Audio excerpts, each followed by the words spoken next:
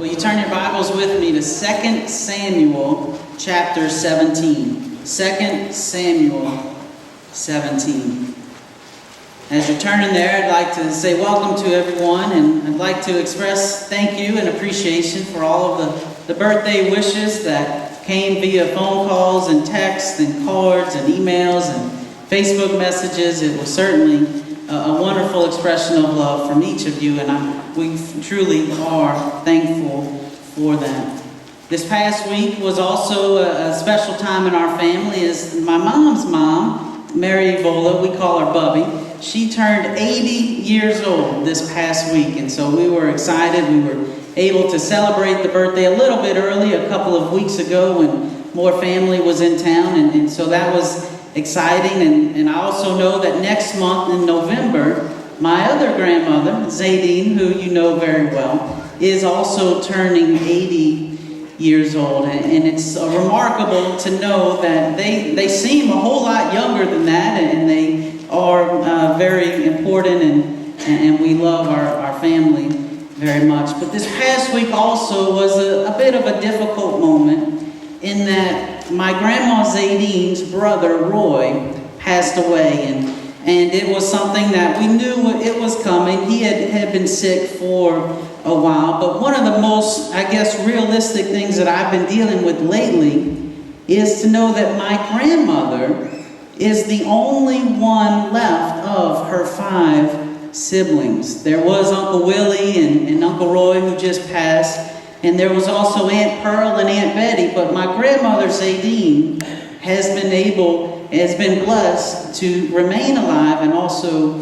to be a positive influence on our family. And so I've been thinking a lot about those things, and research talks about what is known as the family life cycle. And of course, the family life cycle begins with the new married couple, and then they go on to have young children, and then those children grow up and they start going to school, and then they become adolescents, and then the children move out of the home, and it's also then known as being empty nested, and then also there's the time in which grandchildren start coming along, and then there's that period of life that the researchers label as families later in life.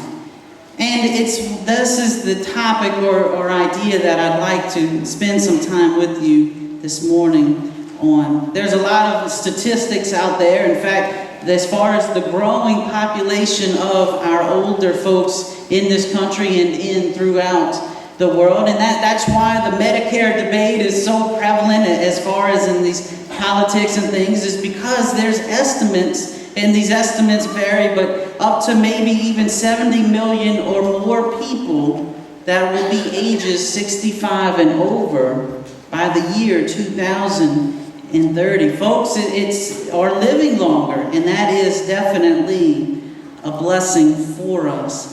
But with these blessings come all kinds of different dynamics. With all of these millions of folks, there's only less than 5% that actually live in some type of nursing home or assisted living. And so the roles and responsibilities of family members change. Those who may be getting a little bit older realize that their health is changing. They're not able to do as much as they once were able to do when they were younger. Their adult children are experiencing a difference of roles and responsibilities as well. Those folks are sometimes known as the sandwich generation because they are taking care of their aging parents, but also still taking care of their young adult or adolescent children. But this morning, our sermon is entitled, Being Blessed as an 80-year-old. And what I would like to do is notice with you an 80-year-old man from Scripture, and his name is Barzillai. Now, I don't know if you've ever heard of Barzillai. By the way, some folks say Barzillai, which that's a bit more difficult to preach on through the flow of the sermon. But Barzillai is a fellow that we learn about during the times of King David. And the Bible, as we'll notice in just a moment, describes Barzillai as a very aged man. Now, I believe it was Socrates a long time ago said that there is nothing I like better than conversing with aged men, for I regard them as travelers who have gone a journey which I too may have to go, and of whom it is right to learn the character of the way, whether it is rugged or difficult, or smooth and easy. This morning, as we're learning from the life of Barzillai, it may be the case that you are approaching this text this morning from the perspective of someone who is in the later years of life. Or you may be approaching this text this morning as one who is having to take care of aging parents or aging grandparents, and maybe even continuing to take care of your own children and grandchildren as well. Or you may be approaching this text this morning as a young adult or a teenager, and hopefully as you're doing so, you will all come to better appreciate and better respect those who are a bit older than us, yet those that we can learn so much from as far as how to live a faithful life before our God, and also how to treat other people. A brief background of the text, not much there's all kinds of things going on, but the essentials as we approach the text in 2 Samuel 17 and also chapter 19 is we need to know that King David, well, first of all, he is King David, that is, and he is at war battling against his rebellious son Absalom. Now, Absalom is a cruel fellow. He's wicked. He's not doing anything righteous. In fact, he's even coming after his own father, David, because David is the official king and Absalom is wanting more reign and more power and more ability. And so David had taken a small group of his army, it's a small group of followers, and they had actually escaped from Jerusalem to flee away from Absalom, to remain protected, and to, I suppose, gain a strategy or to figure out a plan of what to do. We pick up in 2 Samuel chapter 17, verse 27. Now it happened, when David had come to Mahanaim, that Shobi the son of Nahash from Rabbah of the people of Ammon, Machir the son of Amiel from Lodabar, and here's the name I want you to hold on to, and Barzillai the Gileadite from Rogelim. Barzillai brought beds and basins, earthen vessels and wheat, barley and flour, parched grain and beans, lentils and parched seeds, honey and curds, sheep and cheese of the herd, for David and the people who were with him to eat. For they said, the people are hungry and weary and thirsty in the wilderness. And look over in chapter 19 of 2 Samuel, beginning in verse 31. And Barzillai, the Gileadite, came down from Rogelim and went across the Jordan with the king to escort him across the Jordan. Now Barzillai was a very aged man, 80 years old. And he had provided the king with supplies while he stayed at Mahanaim, for he was a very rich man. And the king said to Barzillai, come across with me, and I will provide for you while you are with me in Jerusalem. But Barzillai said to the king, how long have I to live, that I should go up with the king to Jerusalem? I am today 80 years old. Can I discern between the good and bad? Can your servant taste what I eat or what I drink? Can I hear any longer the voice of singing men and singing women? Why then should your servant be a further burden to my lord, the king. Your servant will go a little way across the Jordan with the king, and why should the king repay me with such a reward? Please let your servant turn back again, that I may die in my own city, and buried by the grave of my father and mother. But here is your servant Chimham. Let him cross over with my lord the king, and do for him what seems good to you. And the king answered, Chimham shall cross over with me, and I will do for him what seems good to you. Now whatever you request of me, I will do for you. Then all the people went over the Jordan, and when the king had crossed over, the king kissed Barzillai and blessed him, and he returned to his own place. This morning's sermon is entitled, Being Blessed as an 80-year-old. Now I realize that not all of us are 80. Some are even older, some are even younger. But hopefully we will consider the life of Barzillai and take away with us this morning some very important dynamics, some very important characteristics that will help us to live a blessed life today, and also to live a blessed life as we continue to experience God's blessings as He is enabling us to live in this wonderful country, in this wonderful world. As we're looking at the text, looking back at 2 Samuel 17, let's notice first of all the compassion of Barzillai. We'll have three main observations, each beginning with the letter C. The first one being the compassion. David and his group, they were fleeing, they were away from Jerusalem, and Barzillai, he was compassionate in that he understood the circumstances of the days, and he understood what the needs were. And that compassion was also expressed not only understanding what the need was, but providing resources and demonstrating his compassion.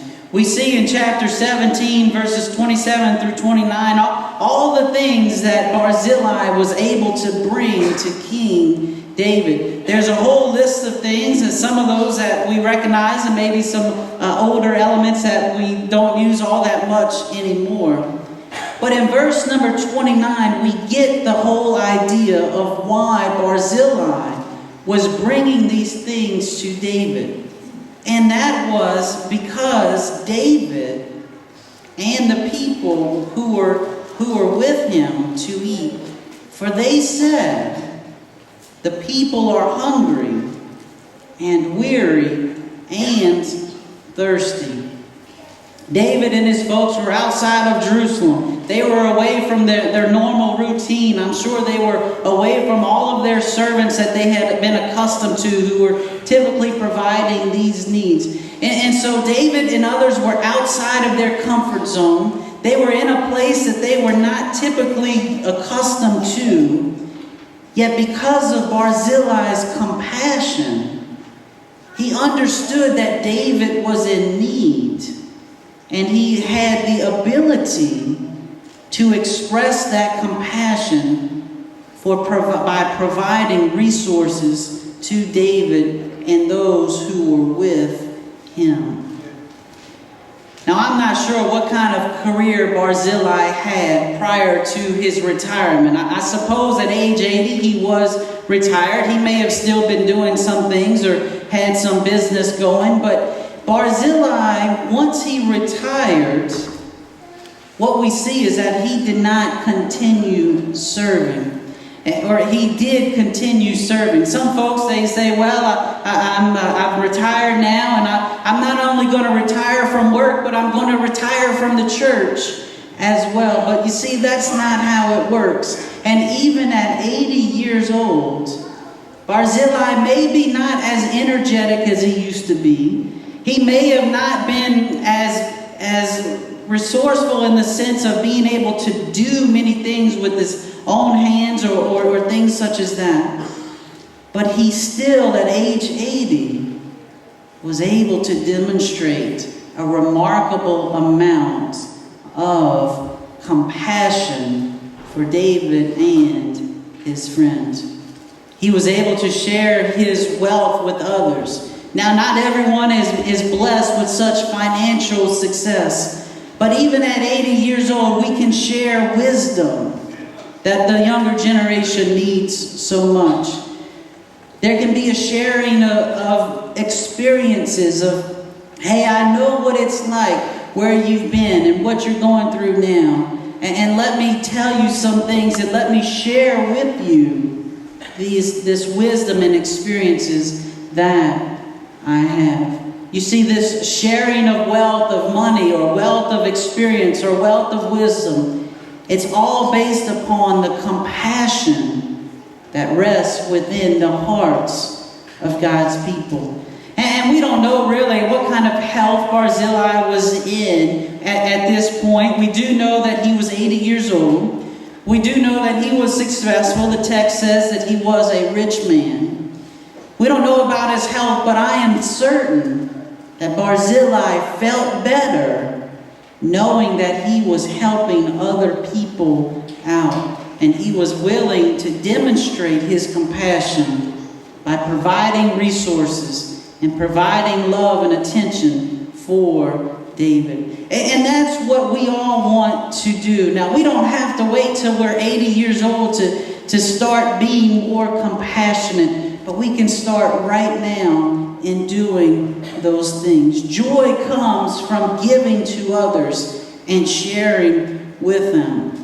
Prior to performing miracles, the New Testament records for us that Jesus Christ so often was moved with compassion and then healed. Or he was moved with compassion and then taught. Or he was moved with compassion and then did something else that was positive in the lives of his followers. The Bible also talks about in Matthew 18, in the parable of the unmerciful servant, how the master of that servant was moved with compassion to forgive that debt. In Matthew 18, verse 33, should you not also have had compassion on your fellow servant? Luke 10, verse 33, we're very familiar with the parable of the Good Samaritan. But you may recall before the Good Samaritan did anything, that he was moved with compassion. And as he saw him and had compassion, he was able to help the fella out who was in need.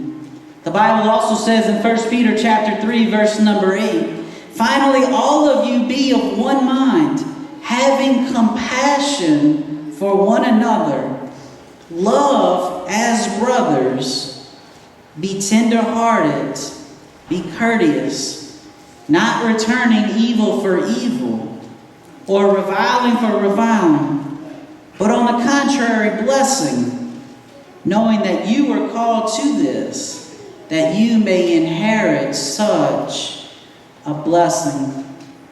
We realize that sometimes people, as they are aging, as they are getting older, they become more compassionate. And it's a wonderful thing, and it's something to identify and just notice that we know folks that when they were younger, they were tough and they were rigid. But it seems one of the blessings at times is seeing folks, their hearts melt, and they're able to be moved with compassion. And even though they were so tough and rigid when they were younger, they're moved with compassion as they're a little bit older. And there's a world of difference in the positive impact that is being made in the lives of others. But as we consider the example of Barzillai this morning, how can you demonstrate more compassion in your life beginning today? What can you do differently to demonstrate more compassion to others? Secondly, as we're moving right along in verses 33 through 37 of our text, in 2 Samuel 19, we understand and see and observe, yes, Barzillai had some compassion, but he also had some complaining as well. I'm always reminded what our brother John Hutchins says. He says, getting older is not for sissies. And I think Barzillai recognized this dynamic and notice all of the things that he is saying. David is wanting to help this fella out, but Barzillai says all of these things. How long have I to live? In a sense, you hear Barzillai saying, David, I appreciate what you're asking, but I'm too old for this. And you can hear Barzillai saying, I'm 80 years old, David. I'm too old to do anything. Looking at verse number 35, he starts asking these questions. Can I discern between the good and the bad? Can I hear any longer the voice of singing men and singing women? Barzillai is saying, I'm getting older now. I can't even hear as good as I used to. And I'm sure David was thinking, well, Barzillai, you hear just fine. It's selective listening is your problem here. But Barzillai was coming up with these excuses. He was saying, I'm too old. It's too much. I'm too weak. It's too far. It's too late. It's too bad. And quite frankly, as we'll notice in just a moment, Barzillai was not one of these guys whose life was characterized by complaining. And to be completely fair with the guy, this complaining, it may be more of the problem being with David than it was with Barzillai. Barzillai was 80 years old. He knew what he wanted. He knew what he was able to do. The younger David had trouble accepting that. And so it seems like he is complaining a bit. But maybe this is a message to all of us younger ones to take a step back and realize that just because we are younger doesn't mean we have the best ideas all of the time. And it may be the older folks in our lives that it may seem and feel like they're complaining, but they're simply letting us know they figured it out already. They know who they are. They know what they can and cannot do. And it would be good for us to listen and to learn from their example. But we realize that in the same way, some people, as they are getting older, they get more compassionate. Some people, as they are getting older, begin to complain some more. And all of us have struggle and difficulties at times with this in our lives. And it's well to be reminded of verses in the New Testament about complaining. In the book of Jude, well, there's only one chapter, verse number 16. Jude says that these are grumblers, complainers, walking according to their own lusts. And they mouth great swelling words, flattering people to gain advantage. Colossians 3 verses 12 through 13. Therefore, as the elect of God, holy and beloved, put on tender mercies, kindness, humility, long-suffering, bearing with one another, and forgiving one another. And if anyone has a complaint against one another, even as Christ forgave you, so you must also do. Also, we know the verse in Philippians 2, verses 14 through 16, and the verse 14 opens up by saying very simply, very plainly, do all things without complaining and disputing. Our young folks recently got back from Faulkner University, and they, I know, had a good time. And so the fella at Josh Young, who's in the admissions department, put together a little goodie bag for Braden and Brianna. And so he had all kinds of stuff to send back to us and for us. And one of the things he put on there was the new Cornerstone CD. And if you know our family very well, you know we listen to Cornerstone every time we get in the car. But one of the songs on the newest and latest CD is a song entitled, My Eyes Are Dry. And the words go, my eyes are dry, my faith is old, my heart is hard, My prayers are cold. And I know how I ought to be, alive to you and dead to me. But what can be done for an old heart like mine? Soften it up with oil and wine. The oil is you, your spirit of love. Please wash me anew with the wine of your blood. Third and finally this morning, as we're coming closer to the close of the message, looking again at verses 38 through 39 in 2 Samuel 19. Yes, Barzillai was a man moved with compassion. And yes, he did have a complaint or two, and we've noticed that was probably more on David's perspective than Barzillai's. But third and finally, I'd like for each of us to leave this morning focusing on the contentment of Barzillai. The contentment. He was satisfied. David was wanting Barzillai to come with him over back into Jerusalem, and I'm sure it was an honor for the king of the land to make a personal invitation for Barzillai to come and to live his life and to finish his days next to David, having everything that he could imagine. But Barzillai knew who he was. He had done well in life. He wasn't needing for anything. And yes, I'm sure it would have been nice for Barzillai to live those final days next to David. But Barzillai was content. And it didn't even bother him very much to turn down the personal invitation from King David, the number one guy in the world. It bothered David more than it did Barzillai. There's a story of a fellow that went up to an ancient philosopher, and the fellow said to the guy, "It is a great thing to possess what one wishes." But the ancient philosopher said, "It is a greater blessing still not to desire what one does not possess." Barzillai was content. He had some things, but he wasn't desiring more, and he was able to live a blessed life. Philippians 4 verses 11 through 13, Paul is saying that he has learned to be content in whatever circumstances he faced. 1 Timothy 6 verses 6 through 10, the text reminds us that godliness with contentment is great gain. And Hebrews 13, 5 through 6 teaches us that we are not to covet what other people have, but we are to know that God is with us, and He will never leave us or forsake us. And because of that, we can be content with what we have. Living a content life is much easier when you are a Christian.